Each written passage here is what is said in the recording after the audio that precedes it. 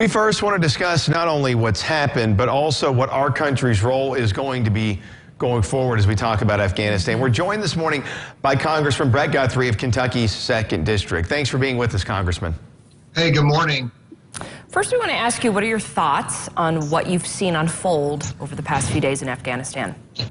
Well, it's just a disaster. I think all of us, anybody watching those images, have to be heartbroken on what's going on with people, a lot of them who helped us after 9/11. You know, the 9/11 attacks came from Afghanistan. And now we're seeing the people who Taliban, who harbored Al-Qaeda, who I think are one and the same, coming back to power. And the people that really helped us were left behind. And I don't think not many people are arguing that there needed to be a point that we needed to make sure Afghanistan was sustainable on its own. But the way that we pulled out, I've always said we're can't be there forever, but we shouldn't have pulled out overnight.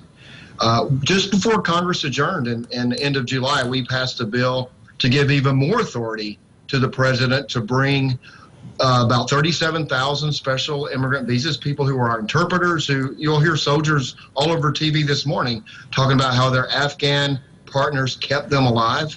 And now you see them clinging to airplanes to try to get out of the country because we had literally no plan, or a plan that was certainly inadequate if it was no plan. I think almost no plan to get them out.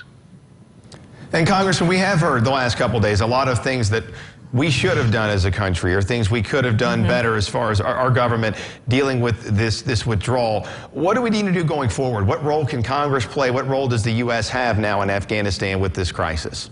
Well, unfortunately, you're seeing with the crisis, we are getting, we're having to send more soldiers in. And we had 2,500 soldiers. We were mostly doing air support. And once the air support collapsed, the military effort on the Afghans, who the president said weren't willing to fight for their country. I think since 2014, most of the fight has been with Afghans. I think over 50,000 have died for their country since 2014. So for the president to say that was a friend of mine, H.R. McMaster, who I've known for since I was 19 years old, who said that was bad taste is the term he used. Moving forward, we've got to figure out how to get some stability into Afghanistan, and it's not going to happen with putting more American soldiers there, because we've already botched that process. I don't think it's fair to put men and women in our uniform back into the middle of it. I guess we're going to have to see what happens and sort it out, and see if there's some way that the president can work with the Taliban to say that to get some stability so we can get our soldiers home. It's not a clear. There's not a clear picture of what we can do going forward in the future with all the chaos that's been created. What do you have to say to people in our area who served in Afghanistan and family members of those who have died in the Middle East? Well, you know, it's just sad to see what's going on. The men and women who served and died or injured in Afghanistan went for a great cause. We were attacked on our territory on 9/11, planning out of Afghanistan. NATO, which I'm a member of the NATO Parliament, is only came right after World War II, has what we call Article 5 that triggers an allied response if someone's attacked. It's been triggered once, and that was when we were attacked on 9/11.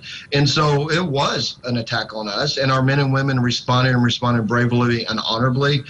It's just unfortunate that we've got this botched situation to see it collapse. But even though Afghanistan and all the effort is collapsing, our men and women, what I want to say, absolutely served honorably. And not just the families of the soldiers, but every American ought to know that and I've been there, I've seen it. I did not go as a soldier. That was after my time in the service, but I've seen it. I've been to Bagram Air Force Base. And I will tell you, as I walked around looking at the conditions and the fight and the threat, every time I looked at an American in uniform, I just unbelievable. They all volunteered to be there.